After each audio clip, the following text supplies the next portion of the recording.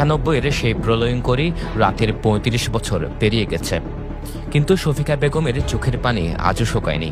আর ভাই বোনে গিয়ে দাদা দাদি গিয়ে বকুম গিয়ে 7 জন এক পরিবারত। প্রতি বছর 29 এপ্রিল সন্ধ্যা নামলেই বুকের ভেতর জমে ওঠে অজানা আতঙ্ক, কেঁপে ওঠে তার স্মৃতি। 1991 সালের 29 এপ্রিল দুপুরের আকাশ হঠাৎ করে অস্বাভাবিক অন্ধকারে ঢেকে যায়। বাতাসে ছিল অশনি সংকেত, গুড়ি গুড়ি বৃষ্টি যেন আগাম সতর্কতা দিচ্ছিল এক মহাবিপর্যয়ের। সন্ধ্যা নামার পরে শুরু হয় তাণ্ডব।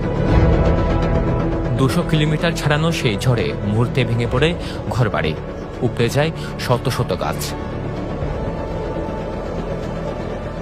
সাগর তখন আর শান্ত ছিল না, গজে ওঠা দানবের মতো 20 থেকে 30 ফুট উঁচু জলোচ্ছ্বাস নিয়ে তেড়ে আসে উপকূলের দিকে। কুতুবদিয়া, মহেশখালী সহ কক্সবাজারের উপকূলীয় অঞ্চল পরিণত হয় মৃত্যুপুরীতে। নিমিষে গ্রামগুলো ডুবে যায় পানির নিচে। মানুষের আর্তনাদ, শিশুর কান্না, সাহায্যের আকুতি সব মিলিয়ে এক বিভীষিকাময় দৃশ্য। কিচ্ছু নাই। শফিকা বেগম তখন মাত্র 12 বছরের শিশু। কুতুবদিয়ায় সে রাতের কথা বলতে গিয়ে আজও কেঁপে ওঠেন তিনি। প্রাণে বেঁচে গেলেও হারিয়েছেন মা, ভাই, বোন সহ পরিবারের 7 জন সদস্যকে। বসাম্মা থোয়া নামারা হয়ে দে আর মায়ে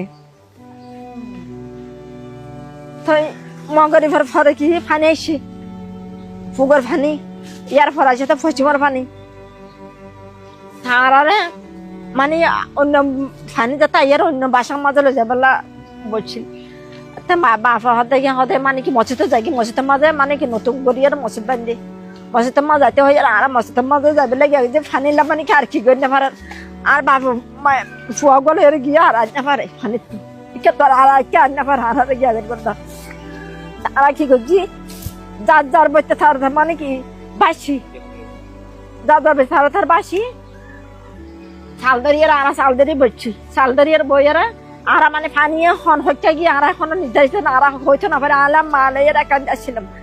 আর ভাই বোনে গিয়ে দাদা দাদি গিয়ে বকুম গিয়ে 7 জন এক পরিবারত আর 4 জন ভাই 4 জন আছি। তো এদের মধ্যে কি বলছি আর বাসি বাসি দাদি মানে কি এমনি মেডিতুন আর উন কাছে সালত দৌড়ি না আর তো বা সালত ভাই 2 জন আছে আর ভাই 2 জন বোন 2 জন।